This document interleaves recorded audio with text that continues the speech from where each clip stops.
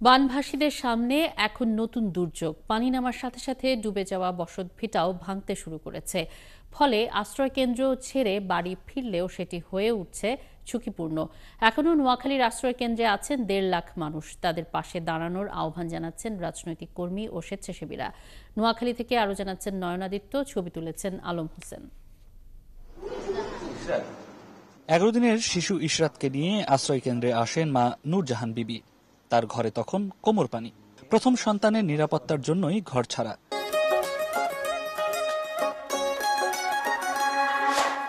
বন্যার পানি কমেছে, কিন্তু এখনো পানির নিচে নূরজাহানের ঘর। ঘরের ভিতর পানি, রাস্তার পানি, তার ঘরের লগে হোর আছে, গড় আছে, তো সব ডুবি গেছে। এমন হাজারো মানুষ আশ্রয় নিয়েছিলেন এখানে। রাজগঞ্জ ইউনিয়নের ২৩টি আশ্রয় কেন্দ্রে আছেন ৬,০০০-এরও বেশি মানুষ। আমি আসা অবস্থায় আমার ঘরে পানি কম ছিল, কিন্তু এখন মধ্যে যে বৃষ্টিগুলো ছিল তখন আরো বেশি হয়ে গেছে পানি। এলাকার অবস্থা খুবই খারাপ। একটা দিকে আপনার বন্যা নিয়ন্ত্রণে আসতেছে, পানি নিয়ন্ত্রণে আসতেছে, অসুস্থ রোগী বেড়ে যাচ্ছে। পানি কমে এলেও অসংখ্য ঘরবাড়ি এখনো পানির নিচে। পানি নামার সাথে সাথে আশ্রয়কেন্দ্র থেকে যারা তাদের ভিটামাটিতে ফিরতে যাচ্ছেন তারা পড়ছেন নতুন সংকটে। সংকট যে ঘরগুলো তারা রেখে এসেছিলেন সেগুলো এখন প্রায় ঝুঁকির সম্মুখীন। সুতরাং বাড়ি ফেরার পর এই মানুষগুলো আরও একবার নতুন যুদ্ধে নামতে হচ্ছে। বাঁশ কাঠের খুঁটি দিয়ে কোনোভাবে টিকে আছে ঘর, তবে সেখানে নেই কোনো খাবার। বসবাসের অনুপযোগী হয়ে আছে বেশিরভাগই।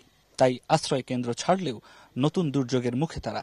পানির ঢেউ ফালার গোড়া গোড়া সব মাটি ছুটি যায়, ডুলে গেছে। টয়লেট বাথরুম গুলা এগুলা সব তলিয়ে গেছে। অনেকগুলা তো পানি এখন ঘর বাড়িতে মানুষ আসবে কিভাবে কি করবে।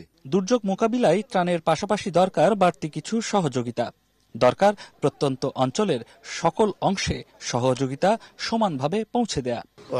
সরকারি পানি ব্যবহার করতে পারে নাই, গ্যাস ব্যবহার করতে পারে নাই, এই যে সুযোগ এগুলো করতে পারে নাই, যেহেতু বিশেষ করে বিদ্যুৎ, এই বিলগুলো যেন সরকার মকুব করে দেয়।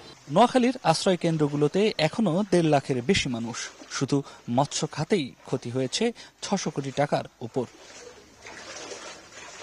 নয়ন আদিত্য, ৭১, নোয়াখালী।